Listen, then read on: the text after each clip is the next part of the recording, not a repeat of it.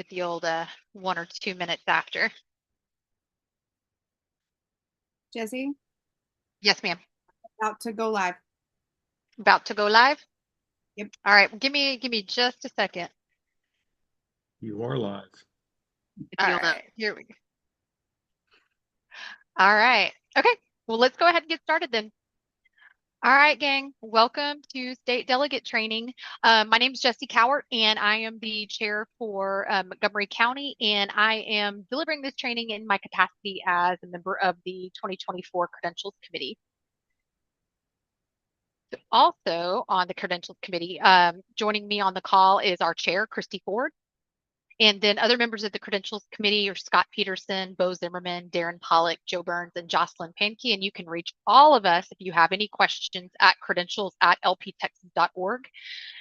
So just going to run through a real high level agenda for those of you who were part of the credential leader training or the convention leader training last month. This is going to be a shorter session, so we're not going to be on the call for an hour and a half this evening. So hopefully give you guys some time back with your families this evening and kind of get you on about your evening. So just going to do a quick overview of things. We want to make sure that we cover the order of business with you. We've got our delegation leader procedures and responsibilities, and then also the responsibilities and procedures for those who are delegates or alternates. We do want to talk a little bit about how we're going to handle clarifications and disputes, really more so who's going to handle them and what Credentials Committee does and doesn't handle. And then we have a whole appendix of information out there with you, mostly consisting of information from our bylaws. So with that, I'm going to jump right in.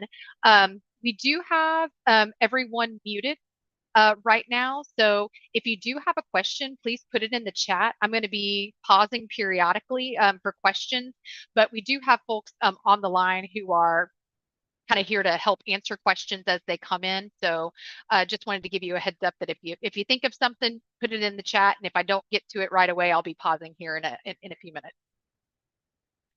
All right. So jumping right in, and I'm actually going to unmute a couple of folks here who might be answering some questions. There we go. Try to get John unmuted. All right. All right. So overview. State convention. So this is where all of our elected delegates or alternates from county conventions are going to go to conduct the business of the state party. So we've got a lot going on at state convention, but among other things, we're going to be electing our national delegates. We're going to be electing our presidential electors. We're going to be electing our party officers. We're going to be electing our next term's select representatives for our district representatives. So a lot's going on there, and we'll talk about voting procedures here in a little bit.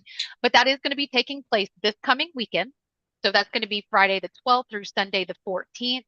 And while business isn't scheduled to start until Saturday morning, definitely encourage everyone to arrive on Friday afternoon if you possibly can. And that's to go through registration and credentialing. But also we've got a lot of great activities that are happening on Friday night, among others being the presidential debate. So just want to kind of give you a heads up on some things that are happening on Friday before business starts for those who have bought the tickets to participate in those events. All right. So I want to start first with just registration and credentialing times. And I think the moral of the story here, guys, is don't wait until right before business starts to show up to go through registration and credentialing. So we're actually going to have credentialing open on Friday evening. So while the kind of launch party is going on, and also while the presidential debate is going, we're going to be actually registering and credentialing people. So on my screen, you have a high level of view of what the layout's going to be. So you're entered through the parking garage. This pink area right here, this H. Garrett, that's the room that we're going to be actually conducting business in. We've got the presidential debate that's going to be going on right here. And then we have our VIP Oasis Lounge right here. And then this blue area right here, that's our pre-function area. And that's where we're going to have our different sponsors who are sponsoring tables will be all in this pre-function area. So you'll see X marks the spot right here, and that's generally where the check-in is going to take place, right here before you walk into the pre-function area. So Friday night is an opportunity to get credentialed, and then we are going to be opening up registration and credentialing at 7 a.m. on Saturday morning. So we're also going to have a table inside the exhibit hall. So if you're looking here, this is the pink area. That's the actual area where we're going to be conducting the business meeting.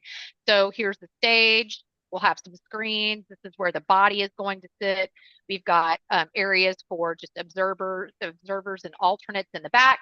And then if you can see down here in this bottom right corner, just like we were in 2022, for those of you who are at state convention, the credentials committee will have a table where we will be credentialing throughout business on both days. Actually in the hall where we're going to be doing the business meeting. But again, don't wait till like 5 minutes before business is going to start to register and get credentialed. Definitely take advantage of the times that we're going to be available on Friday evening and Saturday morning to try to get yourself credentialed. That way you're already done and you're smooth sailing going into the business starting on Saturday morning. All right. So order of business. Order of business is driven by our LP Texas bylaws. So first thing is going to be the temporary chair is going to call the convention to order.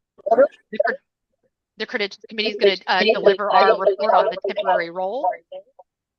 The temporary chair is going to introduce the temporary officers of the convention, and then resume the convention. We may have some kind of opening remarks and ceremonies and everything, and then we will actually the credentials committee deliver a report in action to establish the permanent role.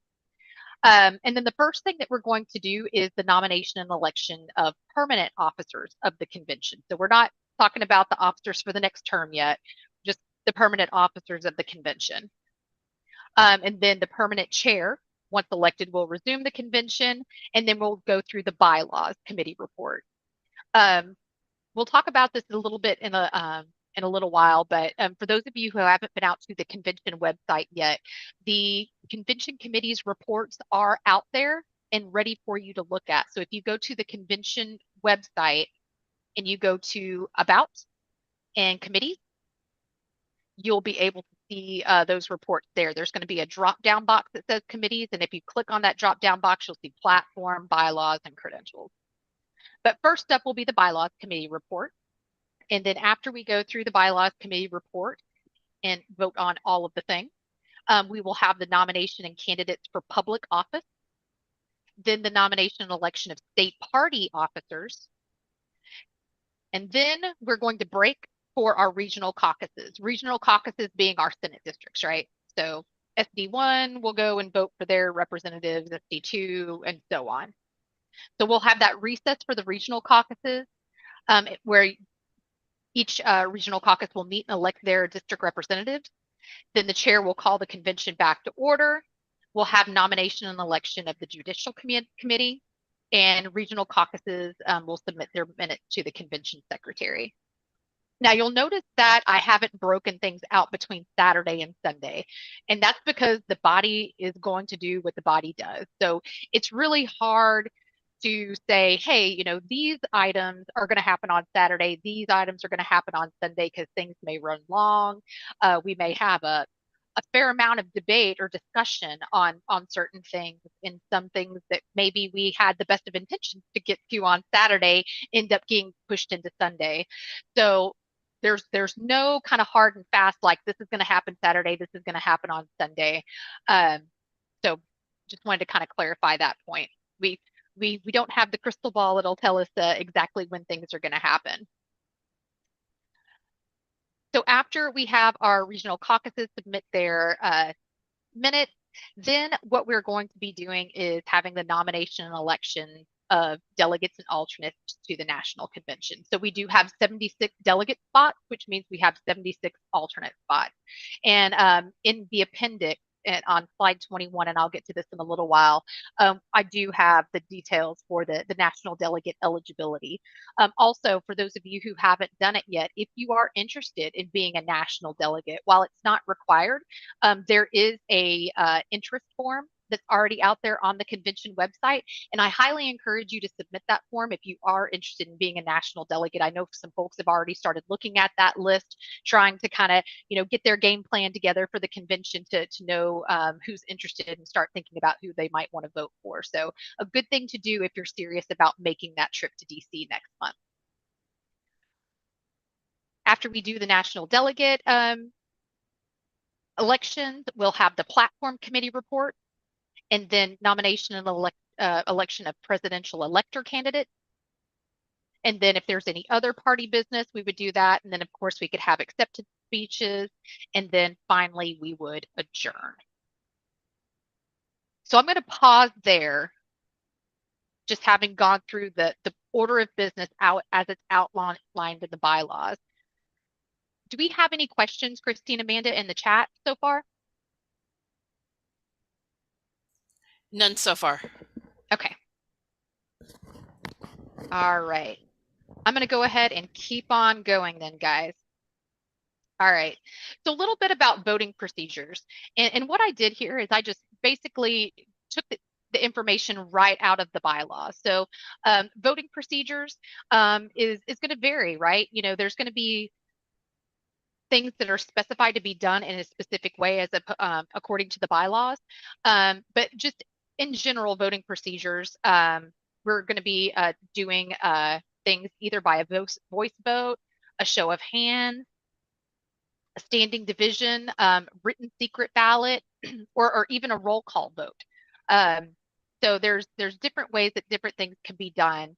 And unless it's specified in the bylaws, basically the method used is going to be left to the discretion of the presiding officer in general. But basically a roll call vote must be taken when it's requested by 1/5 of the participants. So that's a good thing to know there. And as far as the roll call vote too, someone, maybe they make a motion to say, hey, we just want to get a vote for each county. So in that case, maybe the delegation leader gets the vote and hands those details in, rather than going literally roll call with every single seated person. So that might be something that if a roll call vote is called, a delegation leader might be charged with getting the votes for their county and reporting that.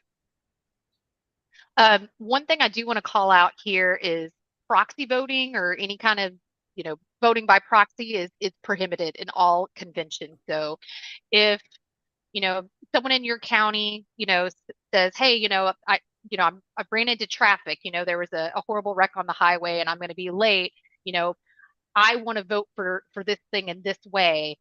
There is no mechanism for you to be like, hey, Joe's stuck on the highway in traffic, but he wanted me to register his vote for him. It doesn't work that way. So just wanted to let you guys know that there is no voting by proxy. In that case, if your county had an alternate that was waiting to be seated, it would be my expectation that if, Joe Q delegate is stuck in traffic on the highway, that first alternate would be seated in his place until he arrived. Make sense? All right. Okay. So that's just kind of high level voting procedures. In the bylaws, it does kind of get into single seat balloting procedures versus multiple seat balloting procedures. So good example of a single seat balloting procedure is going to be for our party office, right? We're only electing one chair. We're only electing one vice chair, secretary, treasurer, right? So that's going to be like single seat balloting procedures. A good example of multiple seat balloting procedures, of course, is going to be our national delegates, because we're going to be electing 76 of those, right? So not a whole lot of variation here, but basically what will happen is that, each qualified participant will have the option to vote for or against, each person, and that's all going to be recorded. Secretary will get all of those details. It'll be up on the screen for everyone to see.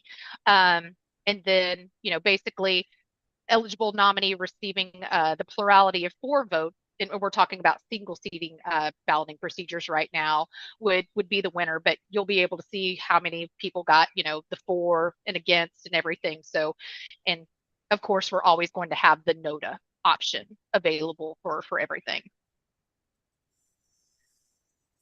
And then as far as the multiple seat balloting procedures, I think the key thing to kind of keep in mind here that nominees will be seated in ranked order and unless until all seats are filled. So basically whoever gets the most vote, 4 votes will go 1 and then down to 2, et cetera, all the way down to 276. So that is how it goes down there. I do want to call out that no nominee is going to be eligible without receiving a majority of 4 votes. So if we have somebody who has more against votes than they do 4 votes, they will not be eligible on that. So what I would say is I've been sending out emails, so all of you should have received the email for the state delegate training, right? That's why you're here.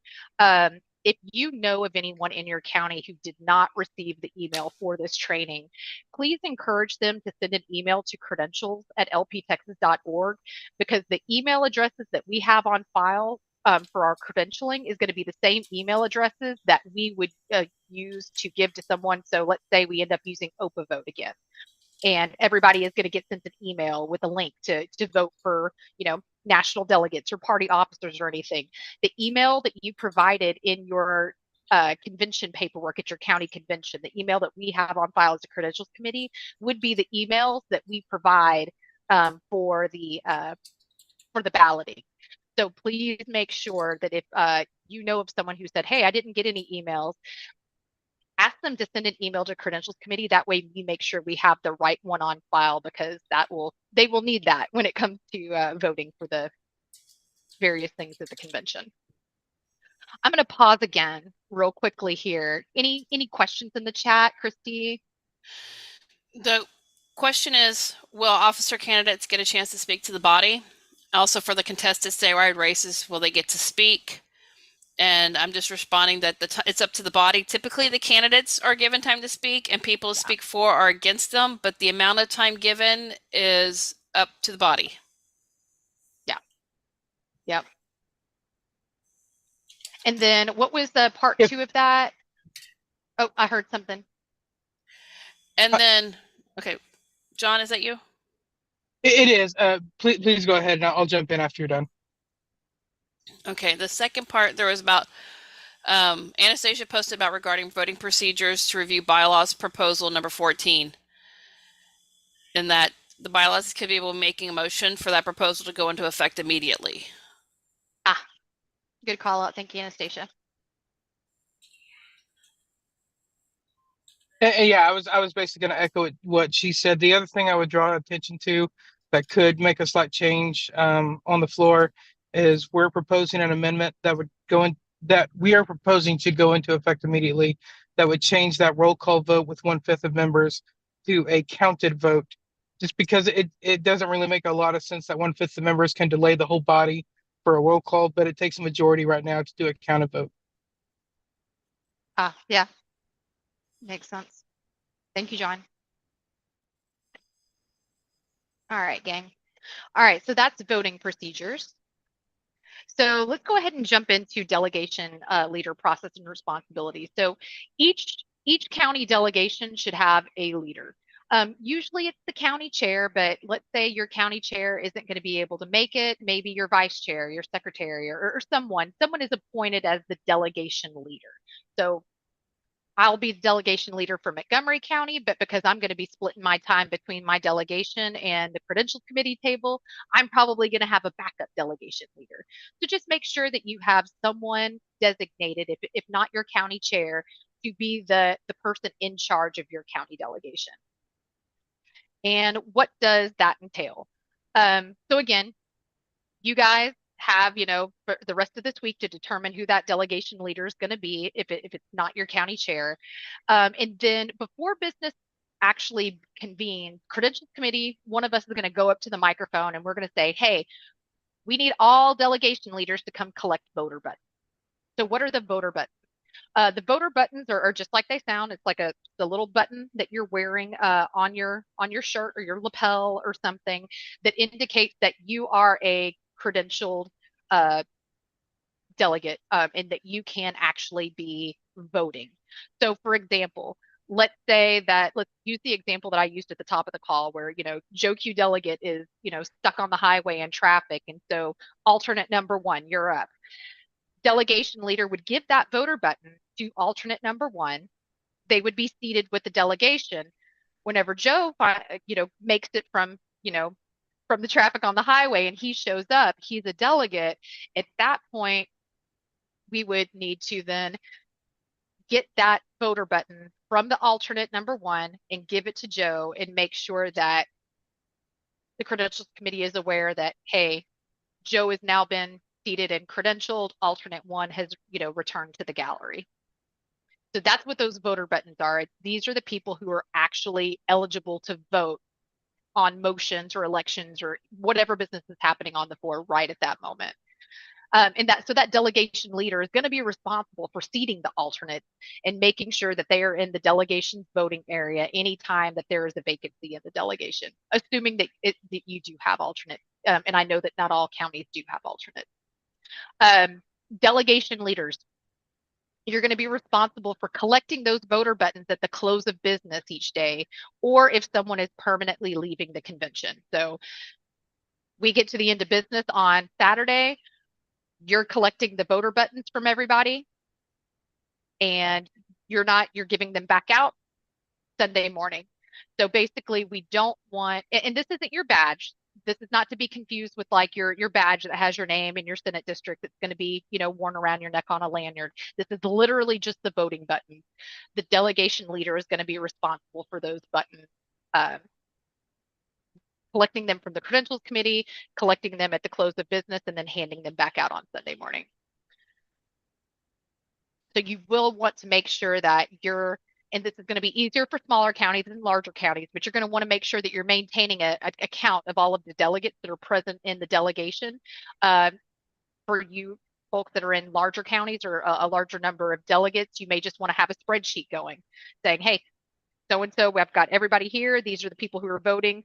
Here's the people that I have, alternates that I have waiting in the wings, and updating that spreadsheet whenever you swap people out. If someone has to leave early or they have to step out for, a meeting or something like that, that you're keeping up with all of that. Any questions on delegate leader responsibilities? Questions in the chat?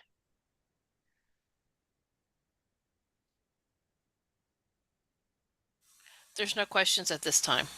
Okay. All right. Can you So hear everybody's me? cool on. Oh, I hear you now. Yeah, I have a quick question. Sure. Did I understand correctly that if we're to take part in any national delegate responsibilities, we have to register elsewhere? You don't have to. You don't have to. And in here, let me kind of show you what I was talking about there, John. So if Okay. you go to the convention website, Uh-huh. so that's 2024.lptexas.org, or if you're on the LP Texas page, you can just click to it from our state website. Oh, okay. But if you go here, there's about, and then there's this national delegate sign up. Right. So it's not required that you do that, but if you are interested in being a delegate, you can go out here to click a form. And then if you want to see a list of everyone who has indicated interest, you can click here. Sorry, that's my work thing. And you can see all of the people who have said, hey, I am interested and willing to be a delegate for Texas to the national convention. So basically your name would go here. The responses to the questions that you answered on the form would go here. So do national senators, or is that one of the responsibilities of the national delegate, in addition to the president, obviously?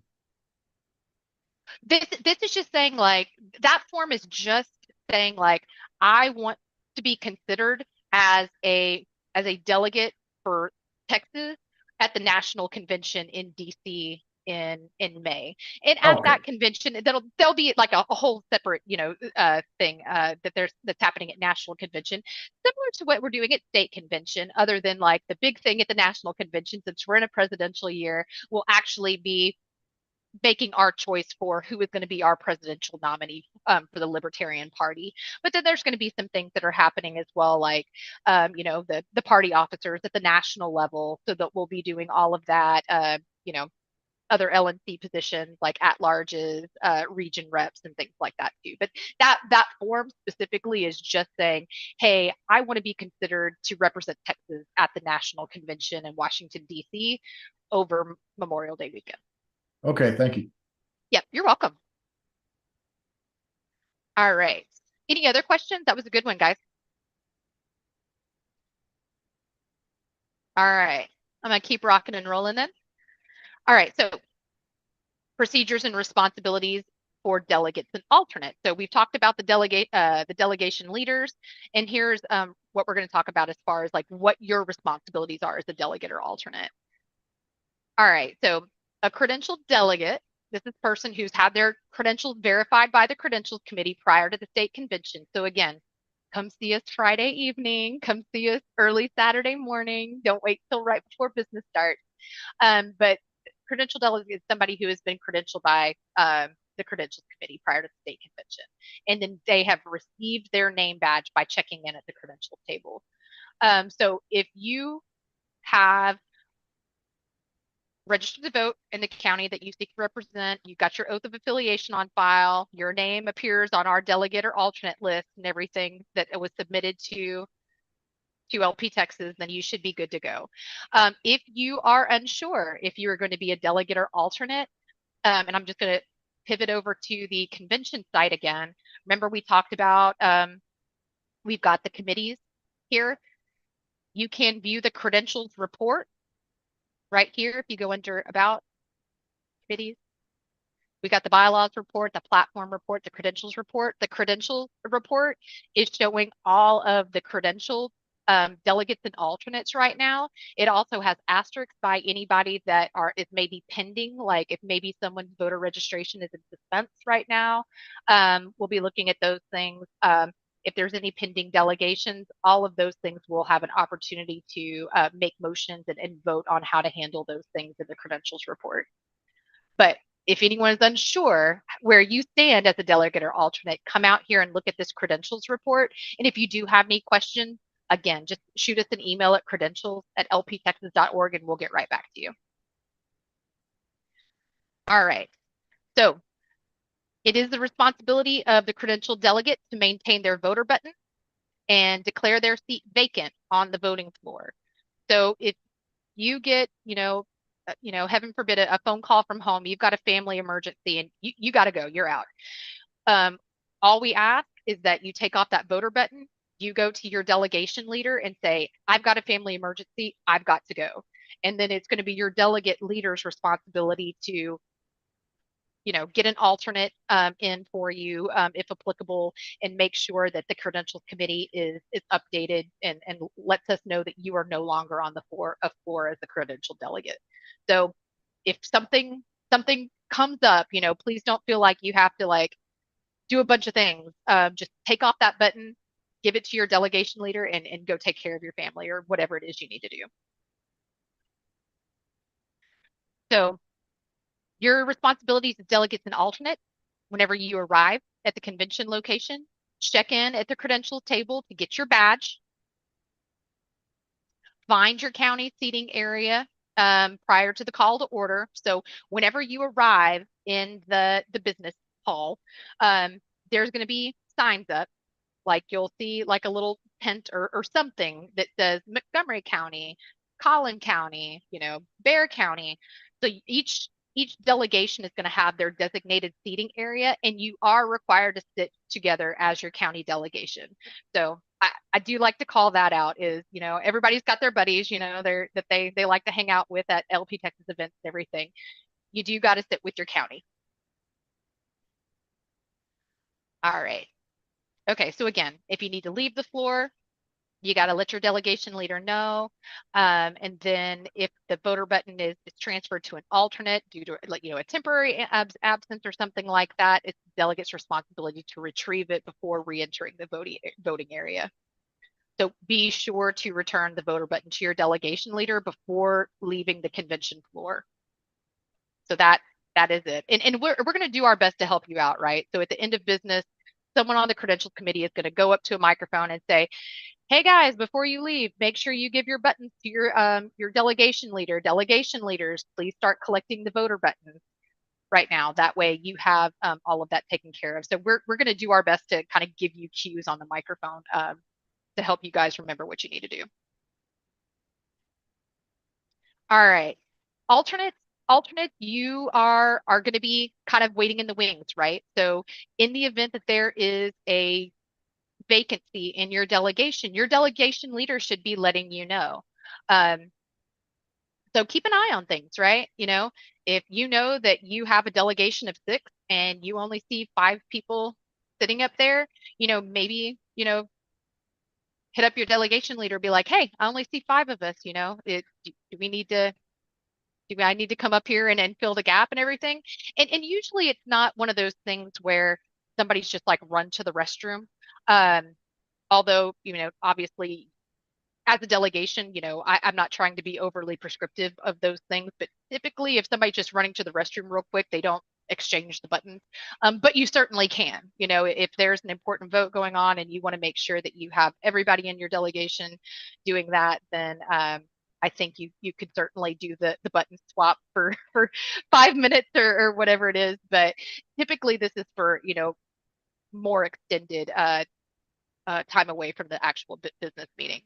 But alternates just know that when that delegate does return, you are going to be expected to give up that voter button, right? And it's not that your delegation leader or the delegate or anybody else is trying to be ugly. It's just that delegate is the credentialed delegate, and whenever they return, you do have to give that button up and then go back to the gallery. So just want to make sure that alternates are aware that, if you are seated, it's not a guarantee that you're going to be seated throughout the duration of the business or throughout the duration of the convention. Whenever that delegate shows back up, if they show back up, you do have to relinquish that voter button.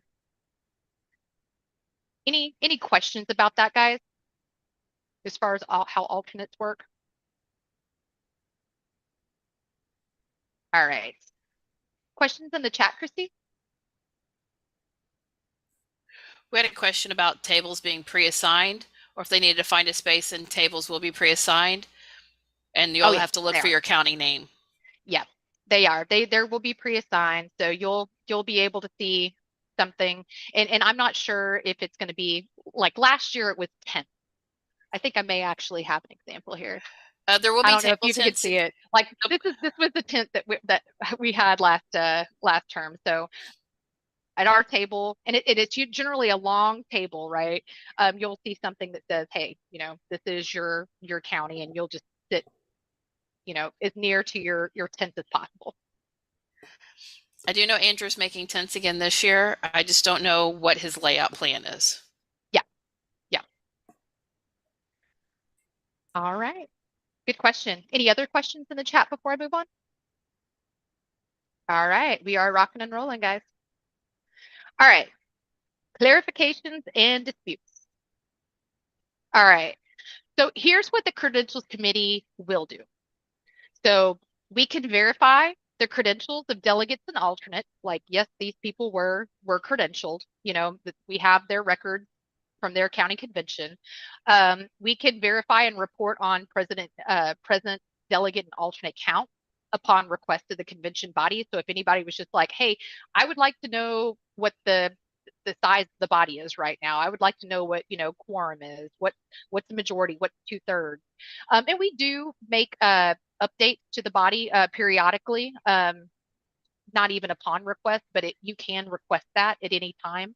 And then, of course, we're keeping track of quorum and the report to the convention body throughout anyway. So oftentimes you don't have to request it because we're just proactively doing it.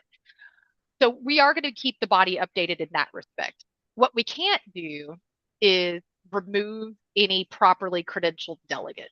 So if somebody's got beef with someone and they want them to be removed from the convention, the credentials committee can't do that. You can't walk up to the credentials table and say, hey, you know, so and so's acting a fool. We need to get them out of there.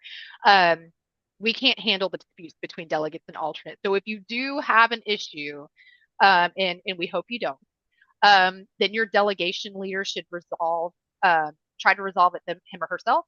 And in the event that it cannot be resolved by the delegation leader, then that needs to be reported to the convention chair so it can be addressed by the body. But outside of actual like credentialing issues and quorum and the counts and things like that, credentials committee will not be able to help with something like that. Make sense? Okay. Any questions in the chat about clarifications or disputes, Christy, or anything you want to add there? No, nothing about that. It was just brought up about, will the quorum and thresholds be on the screens? And so I know we'll be giving updates periodically to the body. I just don't know. We've done screenshots and sent it to the past so they can be on the screen, but they're not going to like stay there. Yeah. So Miss Anastasia, I assume that we're going to be giving a verbal update on the microphone. Is it your intent that you would then show that on the screen? That's not my intent. Okay. I mean, I certainly can briefly, but I do want to point out that those numbers are not wholly relevant for most of the votes that are going to be taking place. Right. Because those numbers are with the expectation that nobody abstains and that everybody votes. It doesn't take into account things like approval voting. They're just kind of a baseline. So Right. in the past, when we put those numbers on the screen, it tends to confuse people when it's a vote that requires 2/3 and the numbers that are announced don't equal or aren't higher than the 2/3 that was announced by the Credentials Committee. Right. The numbers presented by the Credentials Committee are completely valid. They're just not wholly applicable to all of the votes that we have. So I don't want to run the risk of confusing people by leaving that information up at all times. So maybe what we can do is, obviously, Credentials Committee, we're coming to the mic periodically providing those numbers. Maybe what we can try to do, and when I say we, it's probably going to be Christy who's doing this, is just like Credentials Committee would like to, provide our updated numbers and everything. For those of you who would like to make a note of it, please get your pen and paper out now. Correct. That's what we've done in the past. Cool. Like, here you go. Good questions, guys. Anything else that's out there right now, Christy? Nothing at this time. All right. Okay, so we're just about through everything. Wanted to share some things that we added as an appendix that we thought may be helpful for you guys as delegates and alternates. So number one, just wanted to kind of make sure that you're aware of the resources, and I've already given you guys a sneak peek at this already once, but we do have this convention website, right? You can go directly to it at 2024.lptexas.org, or you can go to lptexas.org and link there from this on the banner of our main page for the state website. But on that page, you have the information on the About menu. So I'm just going to go ahead and go back there again. So under About, you have the election cycle that has all the dates, training and form. So the training that I'm delivering to you right this second is, if you come down here under training materials and click this link, you will be able to see the training deck that I've been presenting today. It's already out there for you. Again, if you are interested in being a national delegate and you want to sign up for consideration, again, not required, but encouraged, there is the national delegate sign up. Also, there is the officer and select interest form. So officer and select interest form, officer again is optional, but if you are wanting to be a select representative, you do need to fill out the select interest form. So if you want to represent Senate District 4 on the LP Texas Select, you need to go out here and fill out this form. That was just an example. So if you are interested in representing your Senate district, please make sure that you get this form filled out in advance of convention.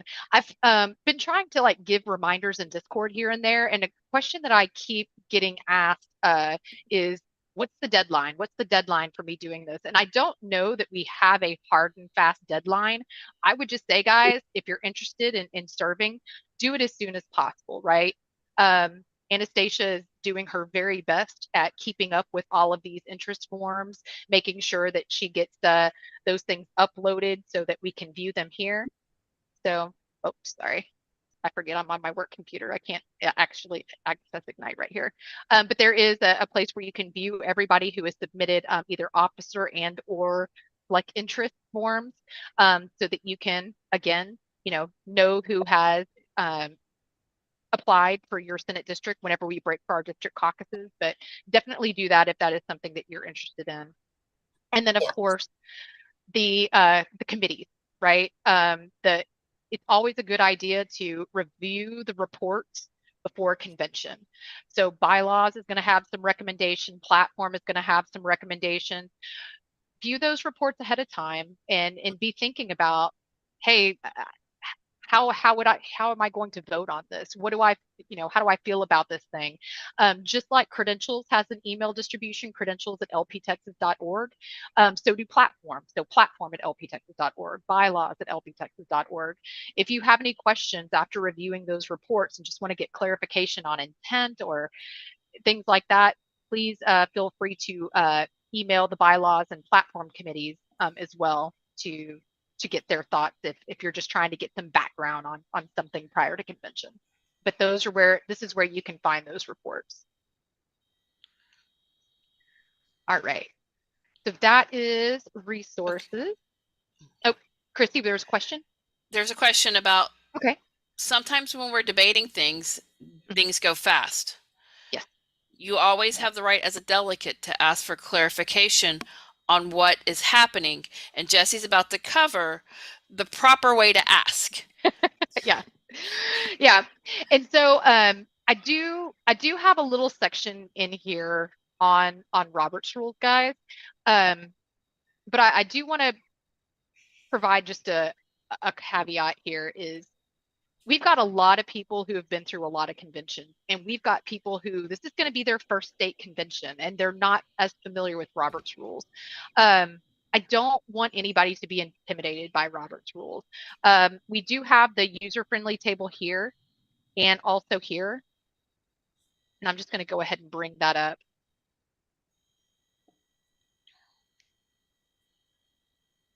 So this might be something that you're interested in just printing out and having available with you.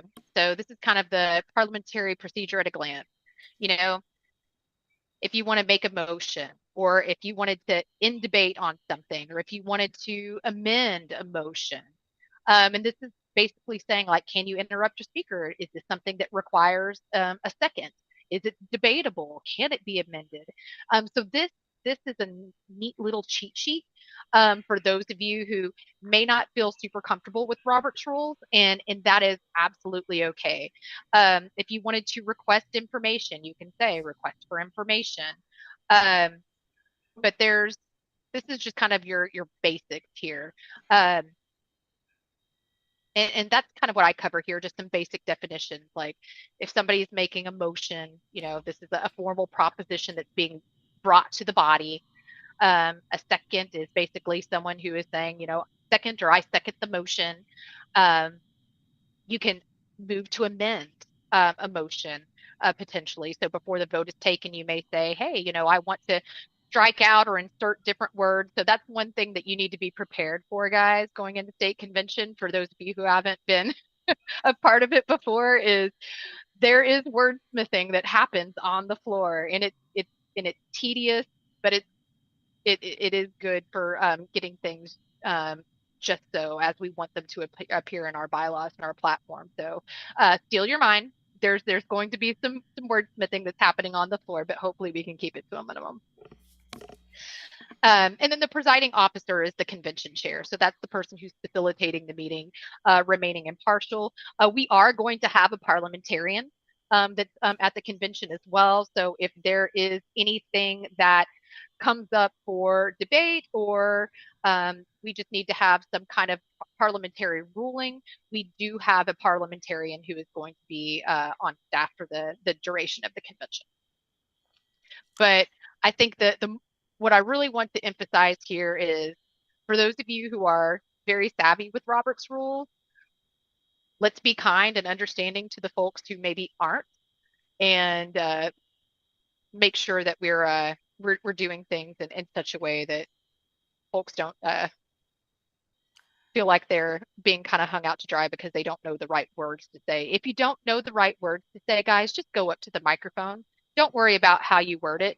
You can just go up to the microphone and say, hey, I'm not sure how I want to word this, how I'm supposed to word this, but I have a question, and that is completely fine. And somebody will help you out. So do not feel like because you don't know the right, nomenclature or terminology that you don't have a voice. Everybody has a voice.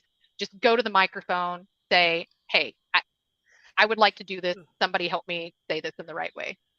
Like, point of information, where would I find Amanda's shirt, her convention shirt that she's wearing? Where could that be found on our website? When you're asking for a question, you need to phrase it in a question, just like in Jeopardy. Awesome. And I'm sure Amanda would love for me to tell you that if you are out on the LP Texas page and you go to our store, that you can find all kinds of lovely convention swag, including the shirt that the lovely Miss Amanda Gibbs is wearing right now. I think there's some bags out there and other things too. So like this, you can get it in black like she's wearing, or you can get it in blue. Again, I think there's bags, other things available. Support LP Texas and Amanda's lovely design. Any other questions about Robert's rules, guys, or parliamentary procedure? All right. Almost there. I'm not going to read through all of these terms and definitions, but I just mostly wanted you guys to know that they were out here in the appendix. So what is a credential delegate, alternate? What's the delegation leader? Open seats. What does that mean whenever there's open seats? What are we talking about with the voter button? Again, that's just something that's being worn. Talk about the voting area, alternate seating area, delegate badge, alternate badge. What's the natural break? So we just have some just general terms and definitions out here for you guys. And just something to remember at our convention, if a county doesn't fill all their delegate seats, they can't fill it from another county. If your county has all your delegate seats and has alternates, those alternates can only fill in for your county. Yep. Good call out, Christy. Yep. Yeah. Yeah. So the alternate pool is not like a pool for everyone. It's just for the county that they're credentialed for. All right. So more on bylaws. So just helpful things to know going into convention. So who is eligible to be a national delegate? So anyone is interested to be a delegate to national convention if they are a voting member of the party and they have signed the Libertarian Pledge. I certify that I oppose the initiation of force to achieve political or social goals. So basically, someone can be elected to national convention, even if they aren't a delegate or alternate at the state convention, so long as they have an oath of affiliation on file. So they need to have obviously they need to be a voting member of the party. And in order to be a voting member of the party, like you have to actually live in Texas and register to vote in Texas, but you do have to have an oath of affiliation on file. Most of the people who are elected as national delegates or alternates are delegates or alternates at the state convention. But if for some reason someone was unable to make it to state convention, they can be nominated and potentially elected so long as they have an oath of affiliation on file. Any questions about that, guys?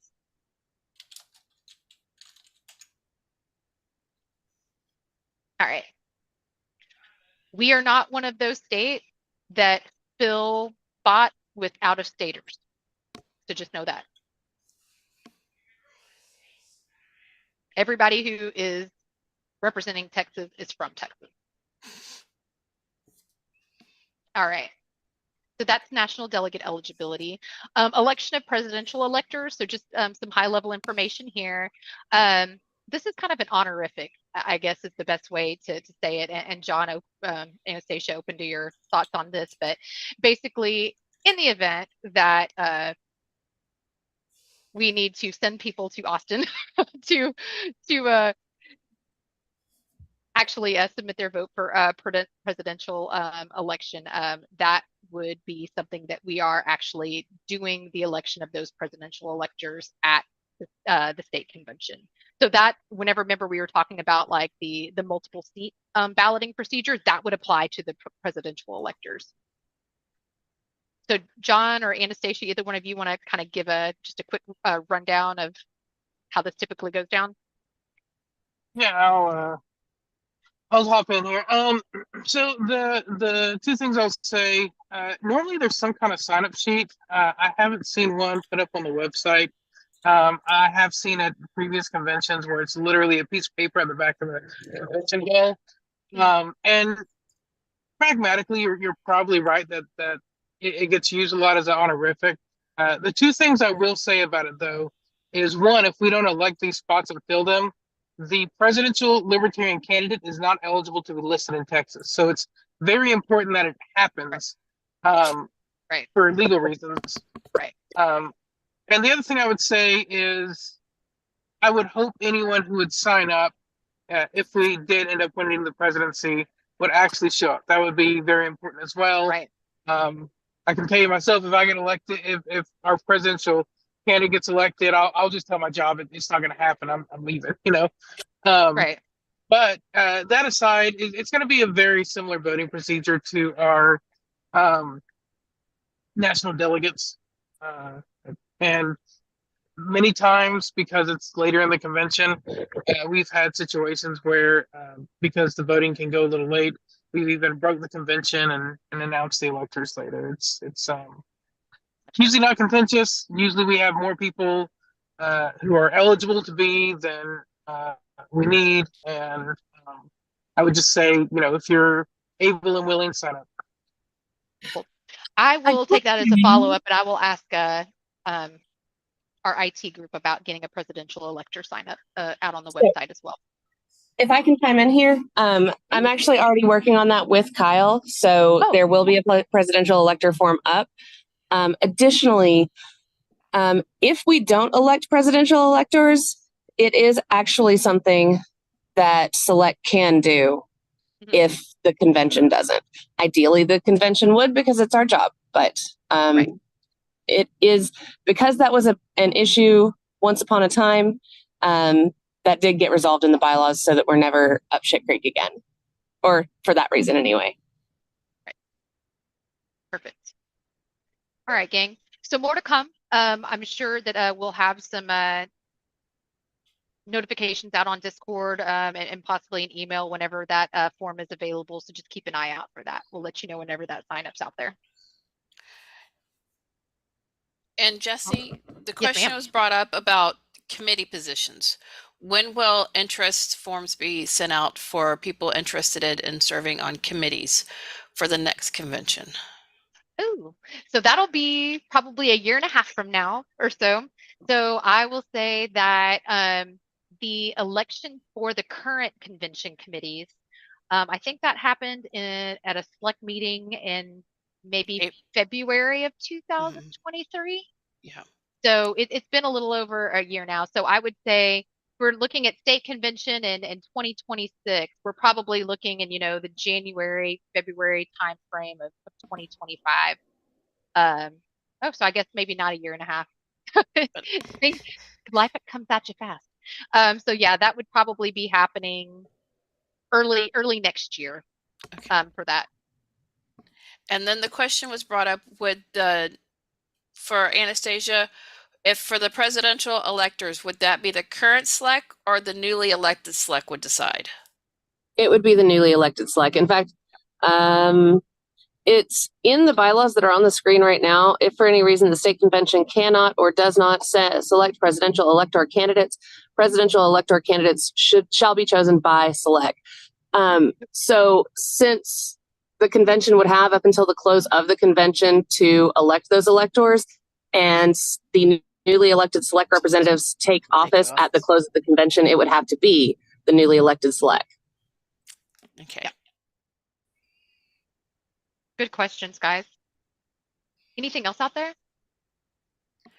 There was one about an interest form for JC. Will there be one? That is an excellent question. Anastasia, is that something that you're working on with Kyle as well? A JC interest form? No, but it can be. Okay. I'll get that done tonight and get both of those over to Kyle. Okay. Thank you. Thank you, Yep. ma'am. All right. Okay. So speaking of the new select, that was a nice little segue. So we do have the initial select meeting of the new term immediately following the close of business on Sunday. So that is something for you guys to be aware of, especially for you guys who do intend to serve on select for the 2024 to 2026 term. That first select meeting is right after we adjourn state convention. So plan to stay throughout the duration on Sunday and even after business on Sunday, if you're hoping to be elected to select. So we do have that first meeting right after business concludes. And that's usually just, a matter of, Anastasia having us all sign our new NDAs, or sorry, the secretary having us sign off our new NDAs and all of that good stuff. And the initial meeting of the select, the agenda is actually outlined in the select bylaws, not the LPTEX bylaws, but the select bylaws. But we'll have a roll call, presentation of the state and select bylaws with any changes noted, presentation review of our policies, basically just introduction, all of the tools and things like that, like the forum, the Discord. Again, reviewing that select mission statement. I don't think that we'll have any budget or expenditure authorizations happening immediately after convention, but if needed, that is part of the agenda. And then any new business that would need to be considered would require a 2/3 vote. So basically that initial meeting will not be adjourned until all of these items are checked off. Check the boxes. So again, if you're interested in serving on select, just know you may be driving home late on Sunday, or maybe just plan to stay over and, take a vacation day on Monday. And it was brought up in the chat that if you have to leave early and you are elected to select and miss that meeting, that does count as an absence against you for the 2 absence rule. Yes. So please make arrangements. Good call out. All right, guys. Look at that. We got 2 minutes left. Open it up for questions. We can touch base on anything. If there's another slide that you'd like me to go back to, please holler out or put it in the chat. If we want to unmute everybody, I think we could probably go ahead and do that at this point, Amanda. And Carol brought up this reminder, the 2 absences need to be back to back. So yeah, they are consecutive absences. That's true. For those of you who aren't aware what we're talking about, is there is something in the bylaws that says that if a select member misses 2 select meetings in a row, then they are removed from select. So that was why it was brought up that Sunday meeting, that's actually the first meeting. So if you don't stay until that first select meeting on Sunday, then you've already missed one of two, so you definitely would not want to miss the following one. And the question was brought up that, okay, will the select dates be presented for all the quarters?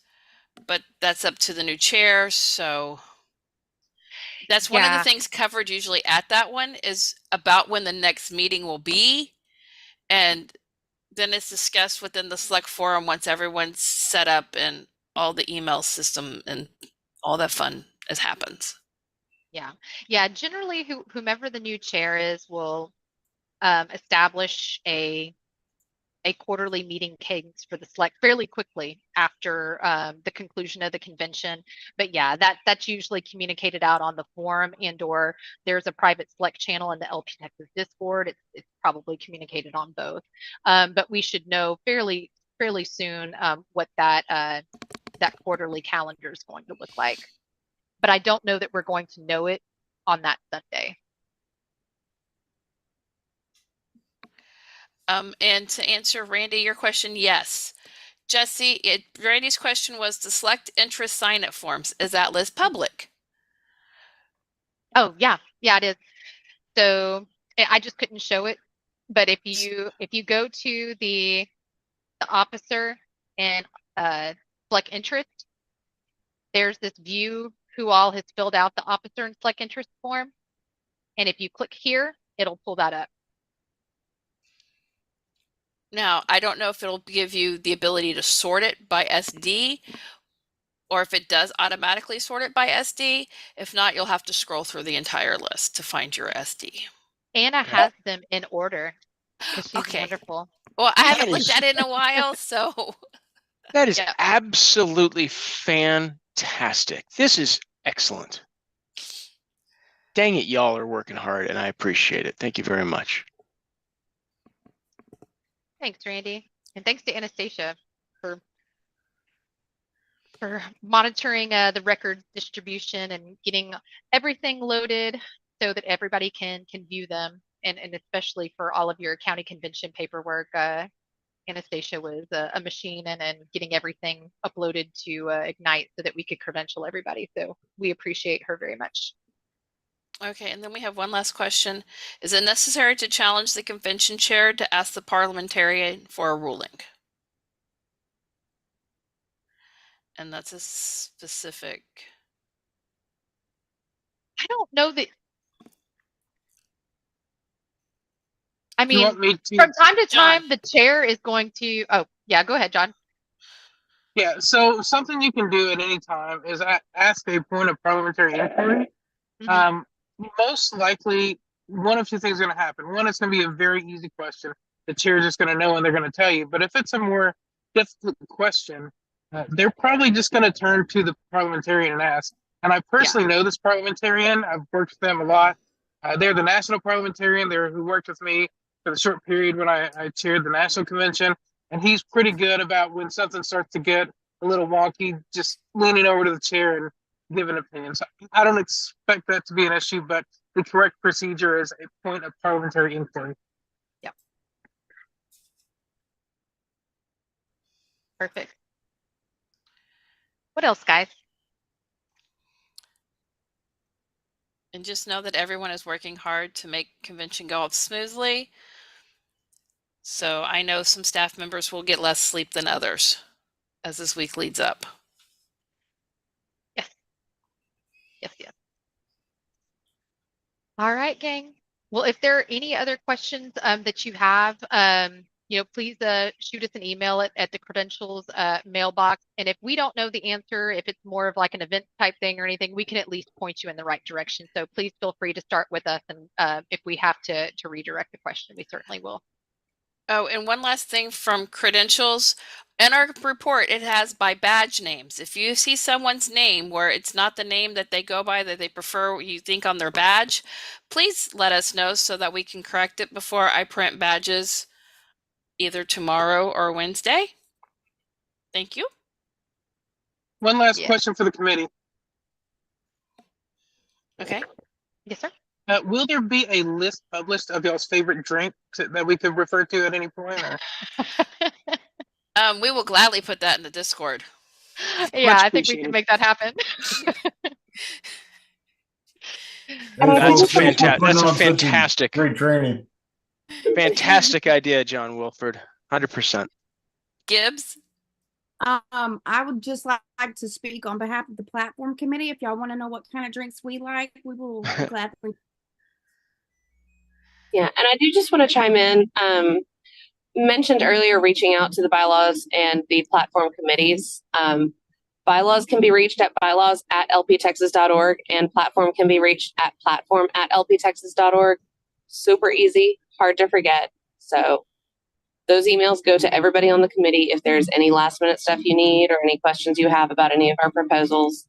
And the bylaws committee has several proposals that we are going to be asking the convention to implement immediately. So go over all of them, obviously, but definitely go over those, because if those get implemented immediately, that means that we will be dealing with them with the new rules during convention. So they are especially important that you know for convention. Yes, please print them tonight, tomorrow, read over them, highlight your favorite parts, highlight different colors, anything you have questions about, because waiting until it's on the floor is not the best time. It can happen, it's just you get better explanations if you ask early. Am I correct? Absolutely. Okay. Absolutely. Speaking of on the floor, I hear there's a cash bar for the entire convention.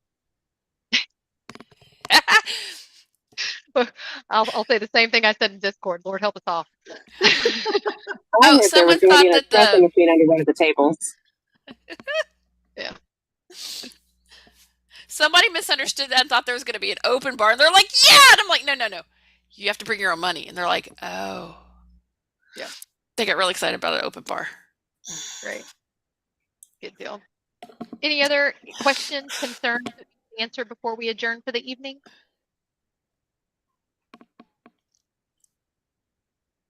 All right. Well, thank you all for your time. Really appreciate it. And again, if you have any questions, just hit us up at credentials@lptexas.org. And if we can't answer it, we'll get you to the right place. All right. See y'all in a few days. Good Thanks, luck. Jesse. Great, See you Friday. great work, Jesse, Christy, John, Anna. Thank you so much. All of you guys have done great work and I appreciate it. Thank you very much for all you do for our party. Yes. Thank you, Thank guys. you. Appreciate that. Yes, thank you for your help and appreciate the training. Have a great night and see you guys this weekend. Night, everyone. I'm gonna end now.